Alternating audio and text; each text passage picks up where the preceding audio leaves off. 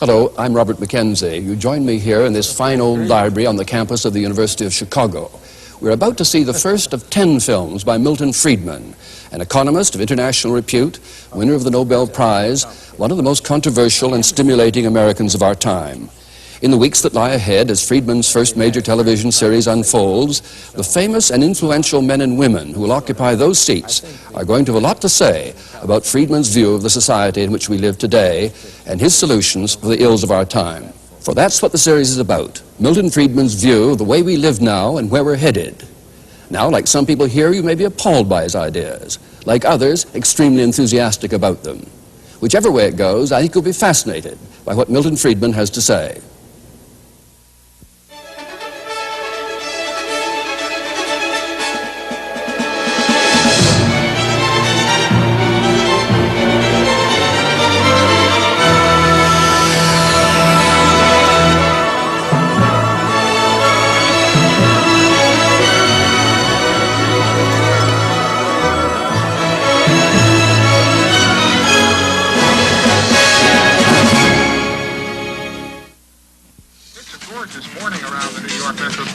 Skies are sunny now, a little bit of cloudiness over the eastern end of Long Island, a patchy fog out there. Boy, we've got some lovely weather to talk about, and I think I promised you this back at the beginning of the week. Once, all this was a swamp, covered with forests. And that's what essentially is the Canarsie Indians who lived here traded the 22 square miles of soggy Manhattan Island to the Dutch for $24 worth of cloth and trinkets.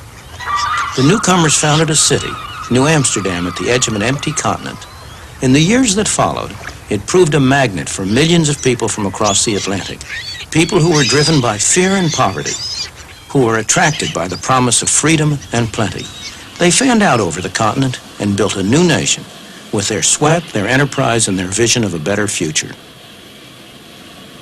For the first time in their lives, many were truly free to pursue their own objectives.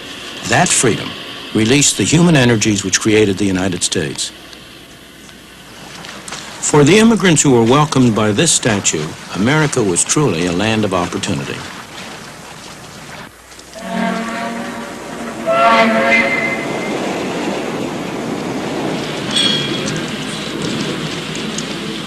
They poured ashore in their best clothes, eager and expectant, carrying what little they owned. They were poor, but they all had a great deal of hope.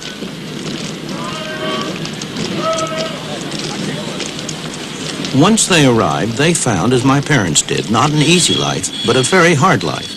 But for many, there were friends and relatives to help them get started, to help them make a home, get a job, settle down in the new country.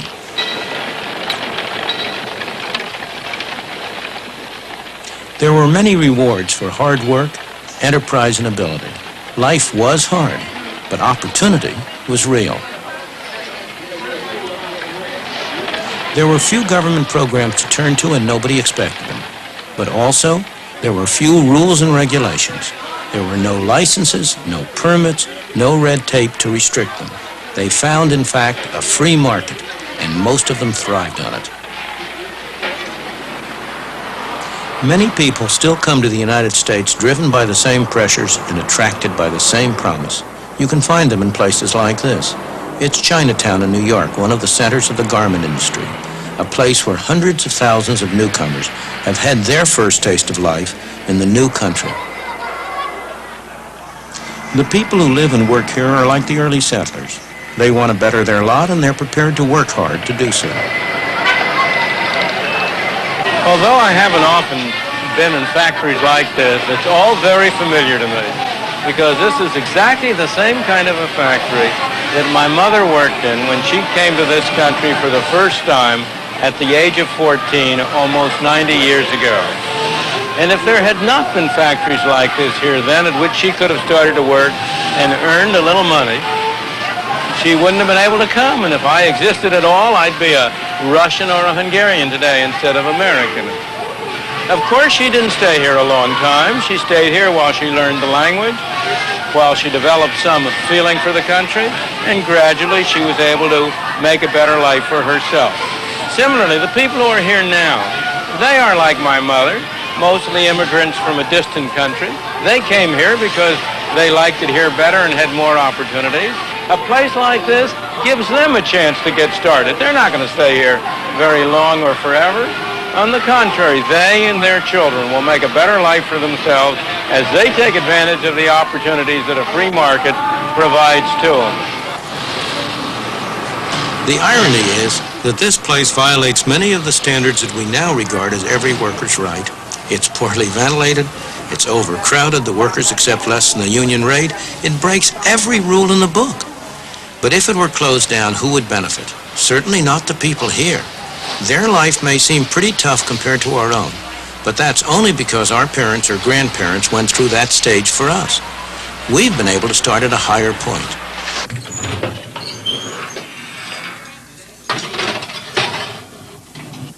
Frank Fazeli's father was 12 years old when he arrived all alone in the United States. He'd come from Sicily. That was 53 years ago.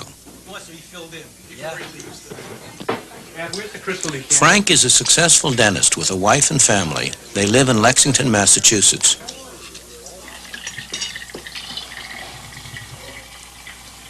Fine, one bottle fills the whole decanter.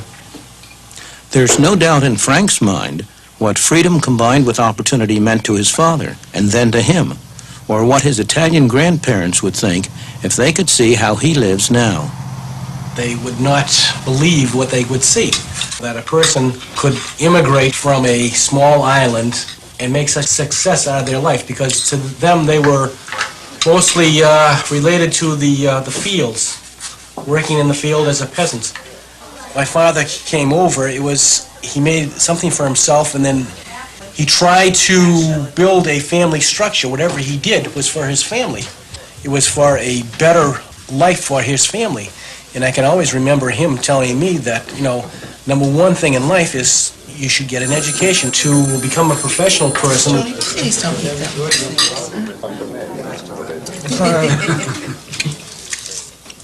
The Vasali family, like all of us who live in the United States today, owe much to the climate of freedom we inherited from the founders of our country, a climate that gave full scope to the poor from other lands who came here and were able to make better lives for themselves and their children. You girls gonna have this? Yeah. You, Chris? I know you don't want the whipped cream. But in the past 50 years, we've been squandering that inheritance by allowing government to control more and more of our lives instead of relying on ourselves. We need to rediscover the old truths that the immigrants knew in their bones, what economic freedom is and the role it plays in preserving personal freedom.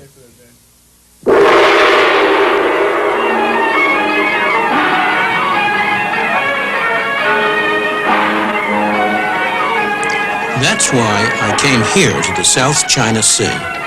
It's a place where there's an almost laboratory experiment in what happens when government is limited to its proper function and leaves people free to pursue their own objectives. If you want to see how the free market really works, this is the place to come. Hong Kong, a place with hardly any natural resources. About the only one you can name is a great harbor. Yet the absence of natural resources hasn't prevented rapid economic development.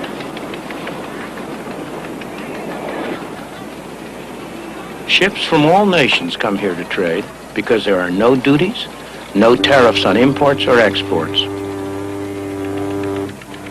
The power of the free market has enabled the industrious people of Hong Kong to transform what was once barren rock into one of the most thriving and successful places in Asia.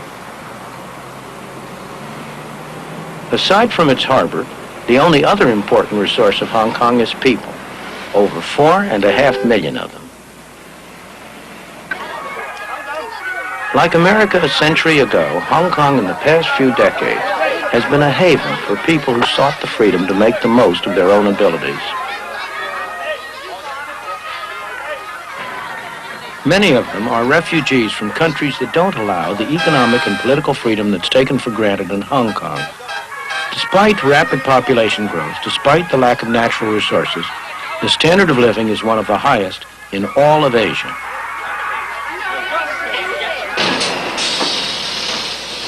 People work hard, but Hong Kong's success is not based on the exploitation of workers.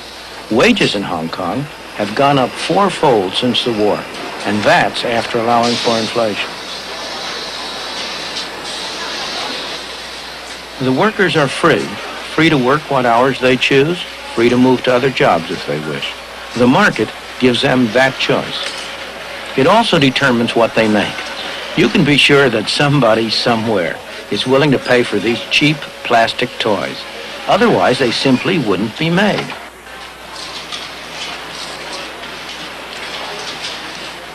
Competition from places like South Korea and Taiwan has made cheap products less profitable. So Hong Kong businessmen have been adapting.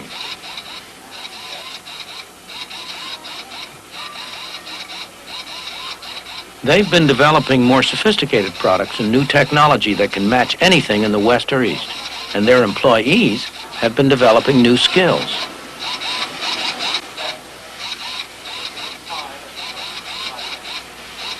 Hong Kong never stops. There's always some business to be done, some opportunity to be seized. It's long been a tourist center and a shopper's paradise, and it's now one of the business centers of the East.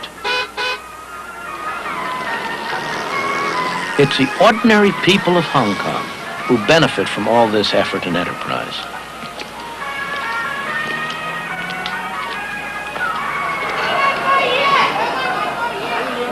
This thriving, bustling, dynamic city has been made possible by the free market. Indeed, the freest market in the world. The free market enables people to go into any industry they want, to trade with whomever they want, to buy in the cheapest market around the world, to sell in the dearest market around the world. But, most important of all, if they fail, they bear the cost. If they succeed, they get the benefit. And it's that atmosphere of incentive that has induced them to work, to adjust, to save, to produce a miracle. This miracle hasn't been achieved by government action, by someone sitting in one of those tall buildings telling people what to do. It's been achieved by allowing the market to work.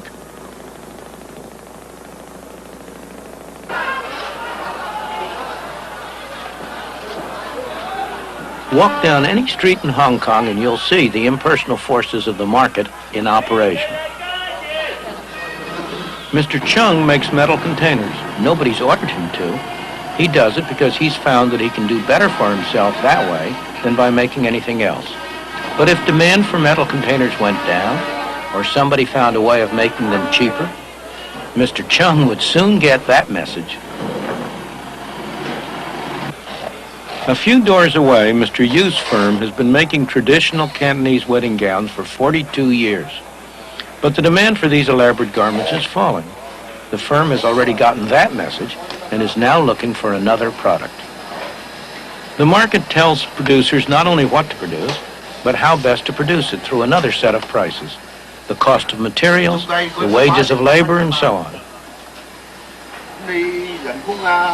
For example, if these workers could earn more doing something else, Mr. Ho would soon find a way to mechanize his picture frame production. Inside this Chinese medicine shop, a market transaction's going on. The customer's confidence that this painful-looking ordeal will help him doesn't rest on any official certification of the bone doctor's qualifications.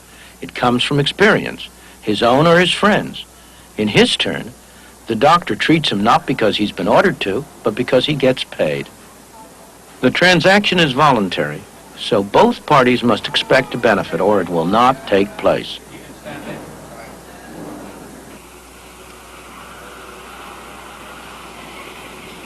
Believe it or not, this backyard is the entrance to a factory.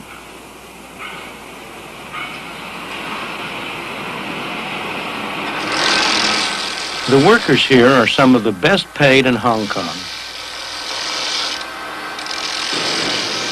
It's hot, sticky, and extremely noisy. The workers are highly skilled, so they can command high wages. They could induce their employer to improve working conditions by offering to work for less, but they would rather accept the conditions, take the high wages, and spend them as they wish. That's their choice. The best-known statement of the principles of a free market, the kind of free market that operates in Hong Kong, was written on the other side of the world.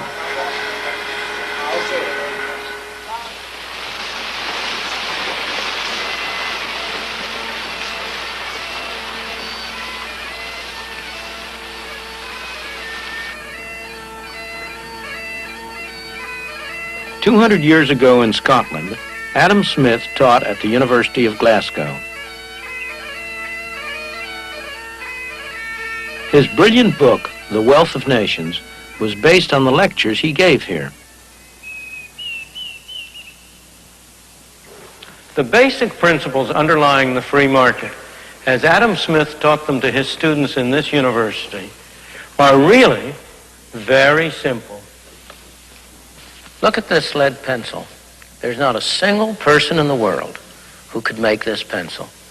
Remarkable statement? Not at all.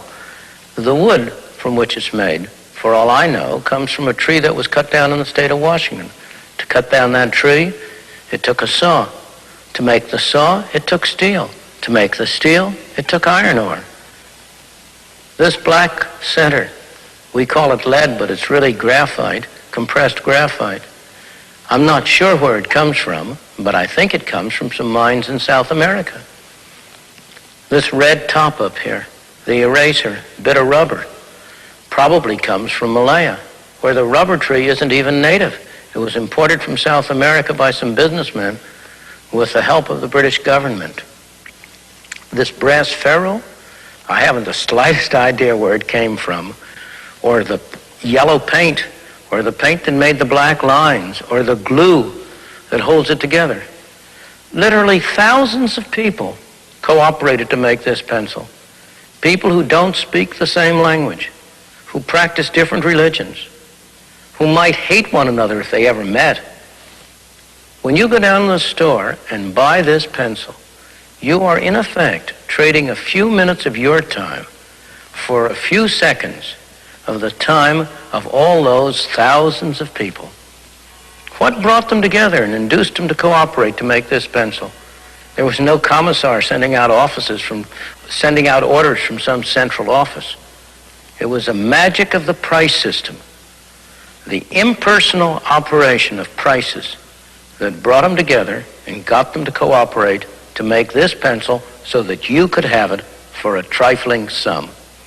That is why the operation of the free market is so essential, not only to promote productive efficiency, but even more to foster harmony and peace among the peoples of the world. These people are crossing between two very different societies. This is Lo Wu, the official border crossing point between China and Hong Kong. Nowadays, there's a considerable amount of traffic at this border. People cross a little more freely than they used to.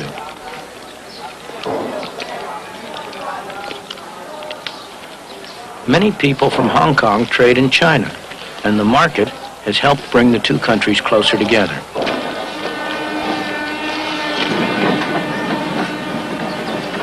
But the barriers between them are still very real. On this side of the border, people are free not only in the marketplace, but in all their lives. They are free to say what they want, to write what they want, to do pretty much as they please. Not so over there. That is why people in China who cannot get permission to leave go to desperate lengths to escape. They risk their lives in the process. Many lose their lives, but that doesn't keep others from following. Some are attracted by the higher material standard of life in Hong Kong, but more by the natural human desire to be free. The people who get official permission to leave China are fortunate. They're going to be able to enjoy the benefits of the economic freedom they'll find in Hong Kong. But more important, that will give them a much wider freedom. Human and political freedom has never existed and cannot exist without a large measure of economic freedom. Those of us who have been so fortunate as to have been born in a free society tend to take freedom for granted, to regard it as a natural state of mankind. It is not. It is a rare and precious thing. Most people throughout history, most people today have lived in conditions of tyranny and misery, not of freedom and prosperity. The clearest demonstration of how much people value freedom is the way they vote with their feet when they have no other way to vote.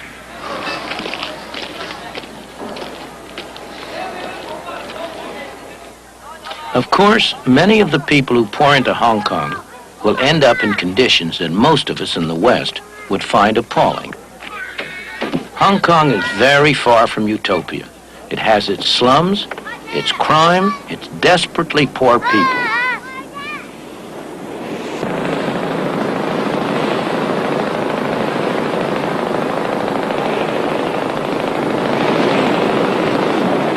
But the people are free.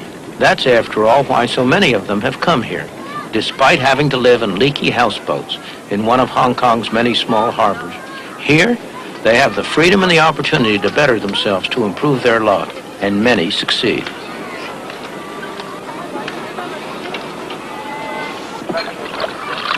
There's appalling poverty in Hong Kong, it's true, but the conditions of the people have been getting better over time.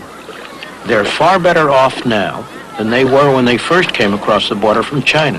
And that poverty, appalling to us, because we're accustomed to much higher standards of life, is not poverty as viewed by most of the people in the world. It's a poverty to which they would aspire, a state of affairs that they would like to achieve.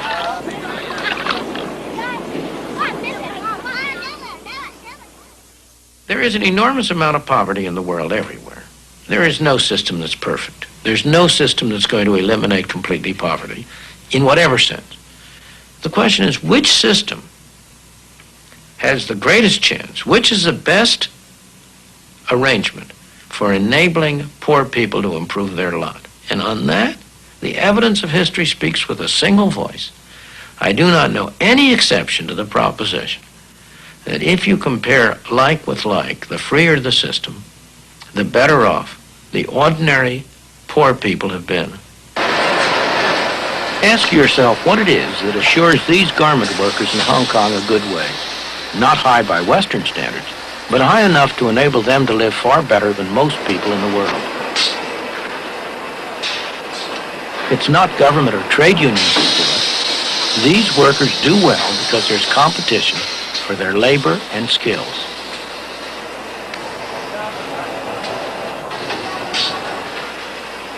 When a businessman faces trouble, a market threatens to disappear, or a new competitor arises, there are two things he can do. He can turn to the government for a tariff or a quota or some other restriction on competition, or he can adjust and adapt.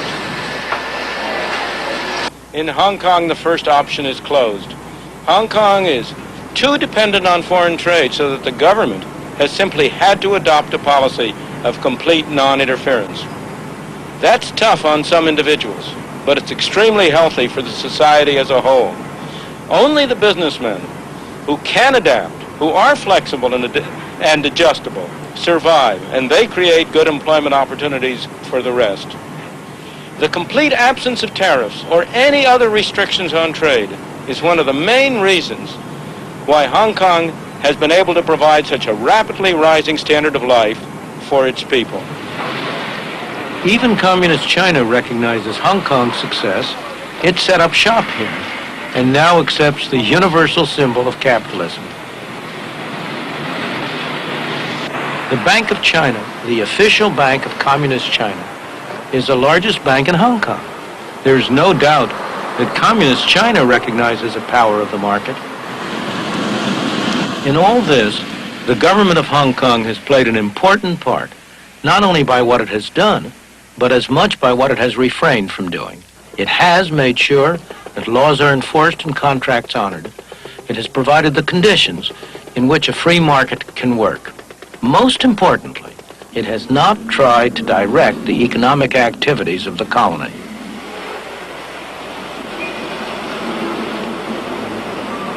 No government official is telling these people what to do. They're free to buy from whom they want, to sell to whom they want, to work for whom they want. Sometimes it looks like chaos, and so it is. But underneath, it's highly organized by the impersonal forces of a free marketplace. Fresh eggs here. Chicken wings, chicken legs. You know, these eggs are prime right from the chicken's ass. Ask me no questions. Tell you no lie. The impersonal forces of a free marketplace at work, back here in the United States. Hey, two broccoli, $1.25. prices are the key. The prices that people are willing to pay for products determines what's produced.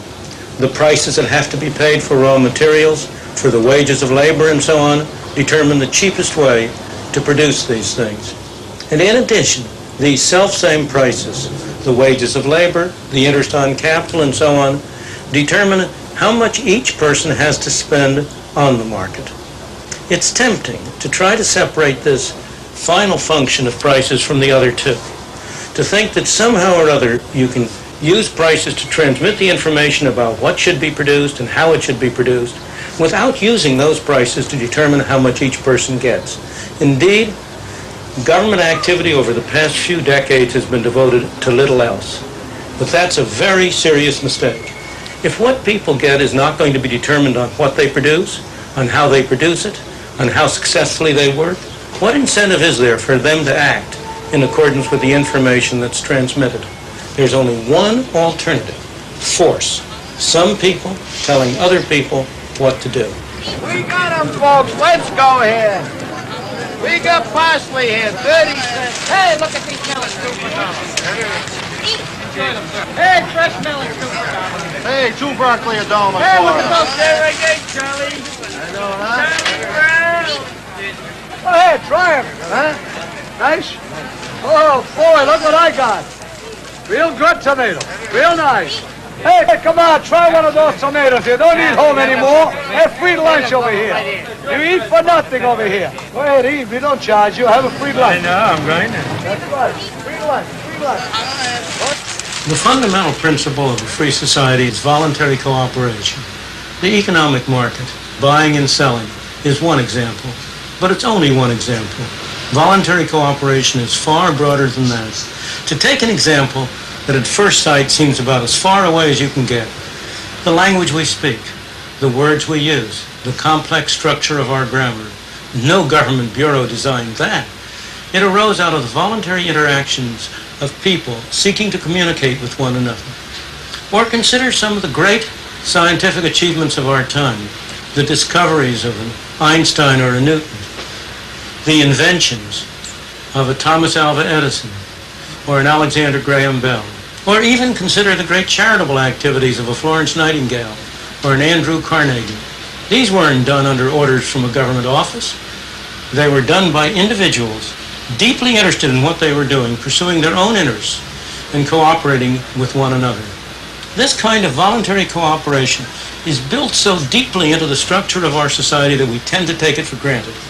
Yet the whole of our Western civilization is the unintended consequence of that kind of a voluntary cooperation, of people cooperating with one another to pursue their own interests, yet in the process building a great society.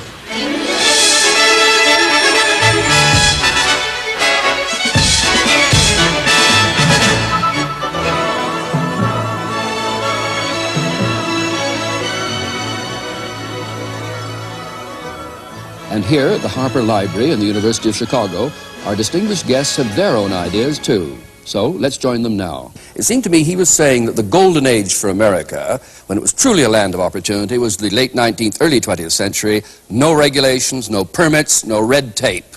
I would argue that the government played a decisive role in an enormous grant to the railroads in creating an American capitalist economy. And secondly, if you go back to that golden age, you find that the government constantly intervened in a rather characteristic way. It used troops against strikers. American labor history has been the most violent, bloody class struggle anywhere in the world. And the government, up until 1932, the law, the courts, the society, always sided with business, always sided against working people. Therefore, I would argue that both economically and in terms of repressing the attempts of people to assert their freedom, government prior to the rise of the welfare state in this country was more or less owned by business. Milton Friedman. Michael Harrington is seeing the hole in the barn door, and he's not looking at the barn door itself. The plain fact is, during the whole of that period, while government did intervene from time to time, and mostly to do harm, I agree with him that government intervention was, in the main, not a good thing, tariffs, for example. On the other hand, throughout that whole period, government spending, federal government spending, central government spending, never was more than 3% of the national income. It was trivial. The land grants to the railroads were a minor factor. I don't approve of them. I'm not saying they were a good thing, but they were a very minor factor. One has to have a sense of proportion, and that goes to the whole discussion. I am not an anarchist. I am not in favor of eliminating government. I believe we need a government. But we need a government that sets a framework and rules within which individuals pursuing their own objectives can work together and cooperate together. And they work together and cooperate together not only in economic areas. Well, I want you to hold you for a moment, though, to that golden age theory, that we were best when we were regulated least in the late 19th and early 20th century. Because remember, the sweatshop analogy comes out of there, when there was no attempt to restrict hours of work or to regulate working conditions. Now, is that a view you accept of that period? Well, I think it's necessary to contrast it with what's happened in the interim. I don't see how we can talk about that without comparing it with the interim period. Now, you talked earlier about the fact that during the last 50 years we had squandered some of our inheritance of freedom. Absolutely. And I believe during the last 50 years we really have improved our freedom. I spent over half that time working for one of the world's largest industrial companies, the DuPont Company, deeply involved with the launching of new ventures, and got to know the free enterprise system well and have a very healthy respect for it. But during that interval, and particularly during the last few years, when I've been more involved with government and with environmental matters, I have become convinced that our freedom was improved when the people are allowed to add to their freedom in the marketplace, the freedom for voting with their dollars in the marketplace, the freedom to vote with their ballots in the polling place, to put some restraints on the excesses of the marketplace, particularly when you're concerned with such things as the long-term impact on our health from the pollution of our environment, the introduction of carcinogenic materials, or the irradiation of our people with nuclear products. What about putting some restraints on the excesses of government? Hasn't that become an ever more serious problem? How is it that a government of the people, supposedly, does things which a very large fraction of the people would really prefer not to have done, such as overtax them, overgovern them, overregulate them? I think you're looking, again, at one side and not the other. And of course, I agree we have to look at what's happened in the interim. We're better off than we were 50 years ago. Never would deny that. But we stand on the shoulders of the people who went before. We have to look at how much they achieved from where they started. And that was a period in which you had the tremendous influx of immigrants from abroad, millions and millions and millions of them. When you opened up a new continent, when you had achievements. Milton, are you saying, though, that there's any sense in which you'd rather go back to those circumstances where there are no regulations of factory work, no hours, limitations on hours of work? Do you want to return to that, or do you just say that was a stepping stone to where we are now? It depends on what you mean by circumstances. I don't want to have to go back to using a horse and buggy instead of an automobile. But I would prefer to go back to the kinds of governmental regulations or absence of regulations, the greater degree of freedom which was given to individuals to pursue one activity or another, which prevailed then than which prevails now. I think that really our industrial leaders have been dragged into the future screaming. They resisted the child labor laws, they resisted Social Security, labor unions, and now the environmental movement. Once the government forced them to pay attention to those by the voting of the people on the ballot box and the polling place, then the industrial leaders, business leaders, paid attention to those rules and have done a good job in most cases of abiding by them. Excuse me. Bob Galvin is an industrialist. Now, come on, is that a fair statement? Maybe the industrialists have a clearer view of history and its prospects. The most precious asset we possess is freedom. The easiest way to lose one's freedom is to go into receivership. And I mean economic receivership, because a receiver is a dictator. And to the degree that we employ the costs and the burdens of government that lead us in the direction of further debt, ultimate receivership, and then the political consequence of the imposition of the political dictator over the economic and the job and the living rights of the individual, but maybe the industrialists can see farther down the pike as to the consequence of all this. Michael Harrington? I just think that two things. One, to view freedom positively, I think people over 65 years of age in the United States today are freer now because of Medicare. I do not think that the freedom to die from the lack of medicine was a very good thing. Secondly, related to industrialists, I think that one of the startling things about American history is that when Franklin Roosevelt was saving the system from itself, the main beneficiaries were screaming bloody murder at him for being a traitor to his class, when he was in fact the salvation of that class. And I think therefore if you look at our history, I do think you find a tremendous myopia on the part of industrialists, and you find that the positive increments to our freedom, interestingly enough, have not come from the college graduates, but often from people and not from the best people. It's come from working people, it's come from poor people, it's come from blacks and Hispanics and the like. Milton, would you reply, but then tell us why you took us to Hong Kong to prove something? Sure. Unaccustomed as I am to agreeing with Michael Harrington, I will agree in part with what he's just said. I do not believe it's proper to put the situation in terms of industrialist versus government. On the contrary, one of the reasons why I am in favor of less government is because when you have more government, industrialists take it over. And the two together form a coalition against the ordinary worker and the ordinary consumer. I think business is a wonderful institution, provided it has to face competition in the marketplace, and it can't get away with something except by producing a better product at a lower cost. And that's why I don't want government to step in and help the business community. Now, I want to go to your question about Medicare. There are many people who have benefited from Medicare, but you're not looking at the cost side. What has happened to the people who are paying for it? We don't have a free good. It isn't coming from nowhere. And are they benefiting from it in a cost-effective way? Those are the questions. It's demagoguery, if you'll pardon me, Michael Harrington, to say the people who have Medicare are freer. Of course, in one dimension. But they themselves have been paying all their lives. And have they gotten a good bargain?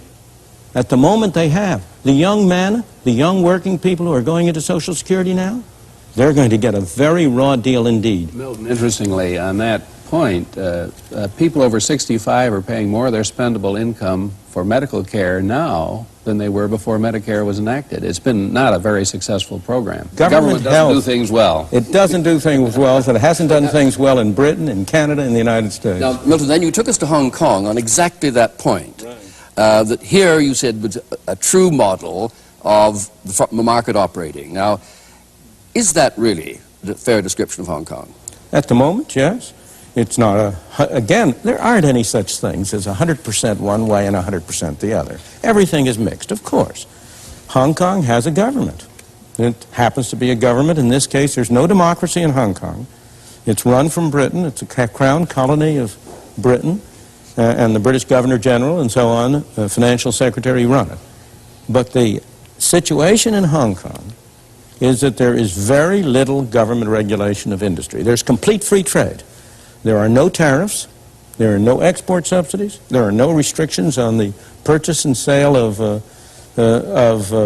monies, so that it comes about as close to a complete free market as you can find in the world today. And there is no doubt that the main beneficiaries have been the low-income people, the poor people who poured into Hong Kong by the hundreds of thousands and millions out of Red China and who keep on trying to get in there.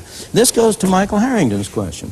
If an industrial system, if a free enterprise system is a system in which the poor are ground beneath the heels of these rapacious industrialists he's worried about, how would he explain the success in Hong Kong, the extent to which people continue to vote with their feet to go there? You're not asking us to make of the United States one gigantic Hong Kong or sweatshop or whatever you want to call it. You'd acknowledge that there is a historical development of an economy, and what may be right for one stage in the development of an economy may not be right for another stage.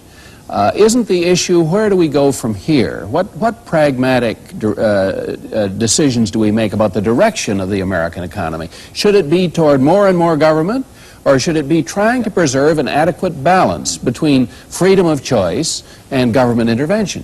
Again, the problem is to distinguish two things. This comes back to an earlier comment, the circumstances in terms of the physical arrangements, and the circumstances in terms of the rules that guide the society. Now, in the case of Hong Kong, of course, I'm not asking that we crowd our people to a density of population such as Hong Kong is. Hong Kong is a marvelous example just because its circumstances are so terrible, its physical circumstances. And the people in Hong Kong would love to get elsewhere. into less crowded circumstances if other people would let them in. This is a problem of immigration, which is a very important restriction on human freedom. In the period before 1913, we had complete 100% freedom of immigration into the United States. We don't now. But go back to your question. Do you think Hong Kong would exist if it weren't in close juxtaposition to communist China? Hong Kong would exist.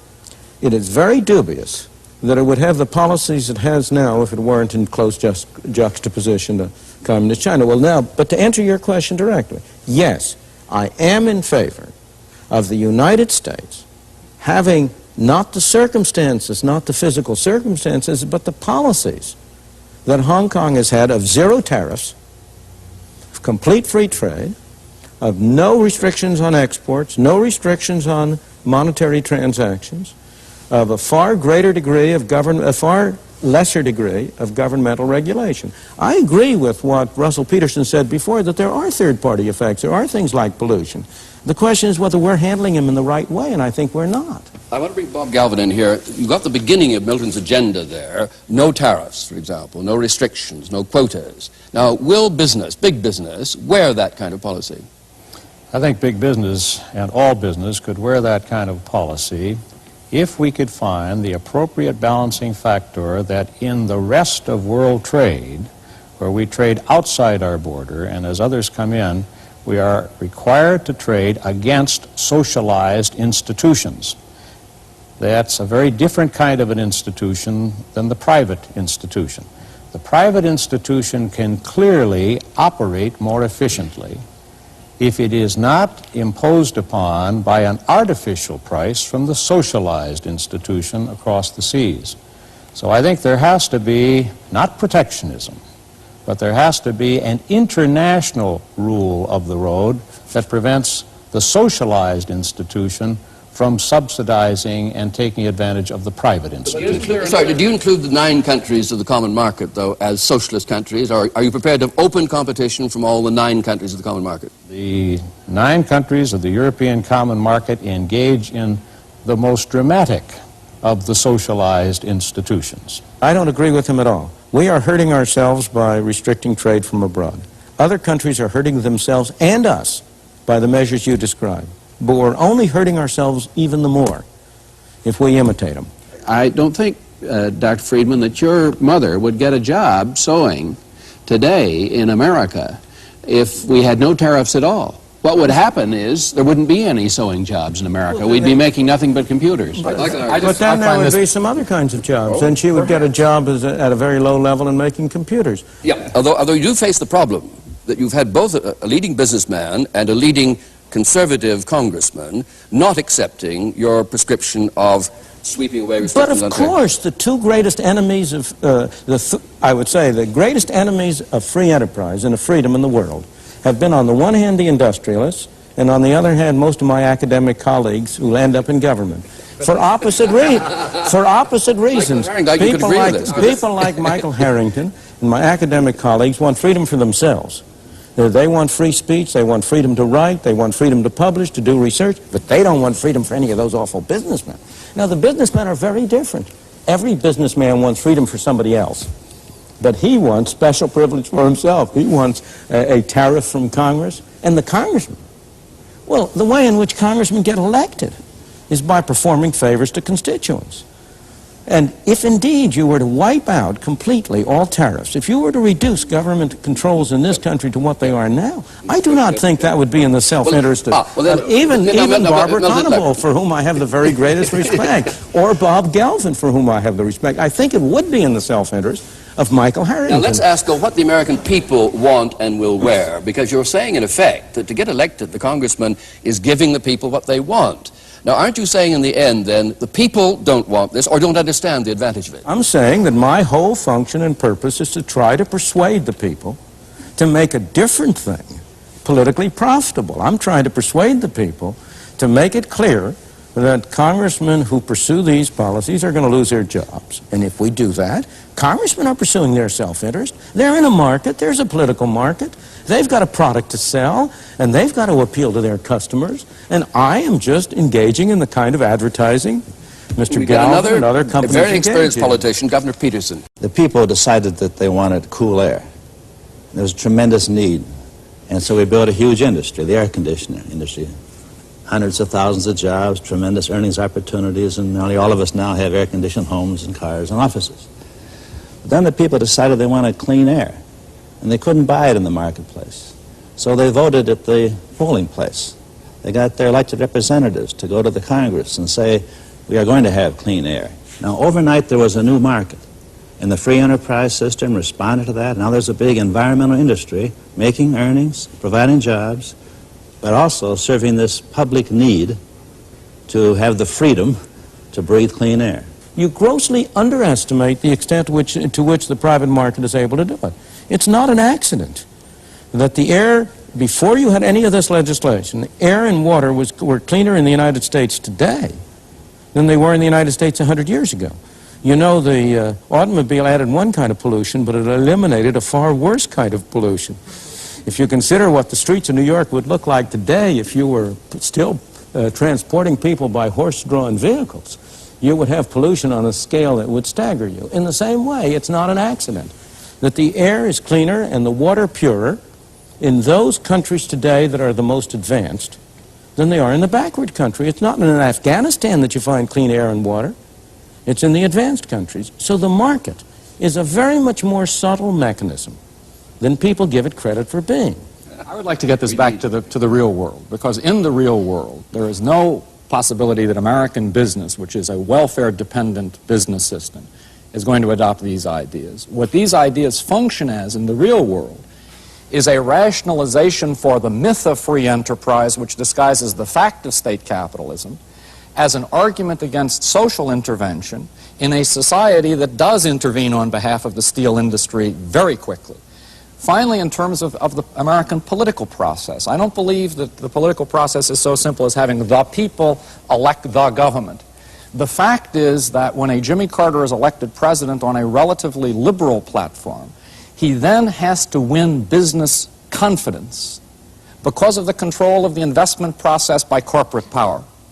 And I think that fact, corporate power, rationalized by free enterprise myths, is the central problem of freedom in our time, and that's what has to be attacked. Before we come to Milton again... No, but I've got to comment on this, because I think we mustn't let words get in the way of what really is the case. I take it you think we don't have socialism. I would say to you that 46% of every corporation in this country is owned by the U.S. government. That's the corporate income tax. That means out of every dollar of profits that a corporation makes, 46 cents goes to the U.S. government. The actual tax is far higher than that because you tax that doubly when it comes to the individual. The extent to which corporations control their investment decisions has been increasingly reduced. The government is dictating what they spend their investment funds on in the name of pollution control and in the name of other things. It's a myth to suppose that there is some kind of a big corporate power over here. There was a time when corporations were more influential than they are now, but at the moment, I think they're a beleaguered minority rather than the dominant majority. Well, I'd like to take the others into this for a moment. What is the process for those of you who want to roll back the state or to push back governmental influence on the operation of the economy? Before we let Milton in on that, what would you do as an active politician, as another politician, and a businessman? Well, I personally think we ought to restrain the growth of government in the future. How? By putting some sort of limit on government expenditures. I would like to see a constitutional amendment doing that. Otherwise, we're going to continue to have the government growing faster than the economy and thus pushing more and more of the gross national product through the tin horn of government. I think that's a mistake. It's a difficult thing to do. I hope we can find some way to do it without making ourselves less free in some way. Governor Peterson, can it be done? Yes, I think we can make substantial headway by furthering our pluralistic society, by encouraging, educating more people to think comprehensively. I think one of the big problems in our world is that leaders in government and in industry are short-sighted. They don't look at the long-term impacts of their decisions. And in a democracy such as ours, the power is with the people, just like the textbooks say. And if they get this more comprehensive understanding and knowledge, they're going to see to it that the special interests of elected officials will be in tune with getting reelected, and they will look at the long-term views just like the citizenry is. So I'm all in favor of an all-out push to get this freedom to vote in the polling place added to the freedom of the marketplace, because that's a potent combination. But voting in the polling place is a very different kind of freedom than voting in the marketplace. When you vote in the polling place, it is important, but it's a very different kind. When you vote for a package. And if you are in the minority, you lose. You don't get what you want. When you vote in the marketplace, everybody gets what he votes for.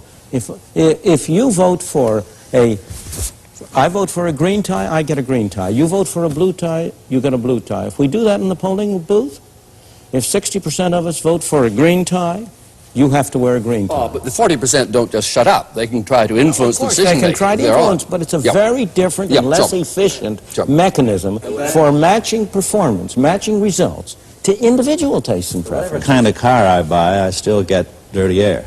There are good people running this society, and most of the people that we're talking about work someplace, and they know that their company is doing something pretty good, or trying to do something pretty good. I think the people are going to start telling the leaders where they've gone wrong and start to redress it by the direction of the ballot box. People in general are more conservative, and in particular are more liberal.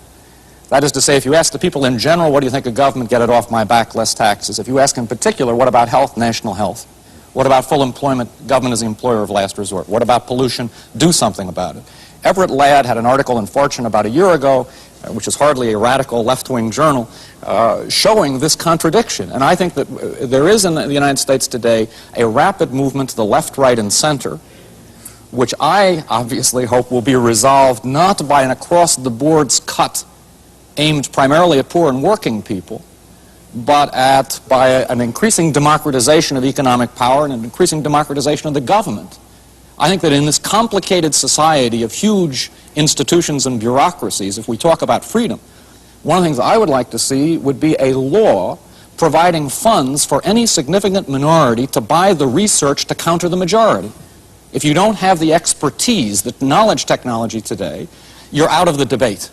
And I think that we have to democratize information and government as well as the economy and society. I am sorry to say Michael Harrington's solution is not a solution to it. He wants minority rule. I don't.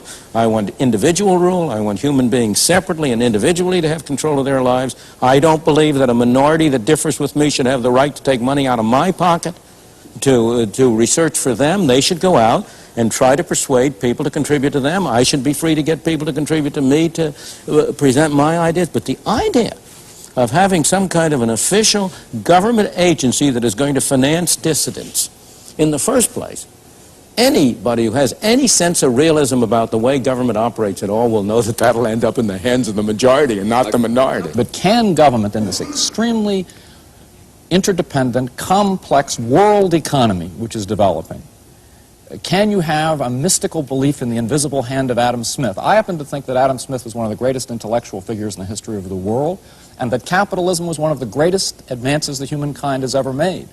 But precisely because I put this in historical context, capitalism, as a friend of mine by the name of Karl Marx predicted some time ago, has developed tremendous tendencies towards monopoly, concentration, multinational corporations, money supplies that are not controlled by the Federal Reserve Bank or even the President of the United States anymore.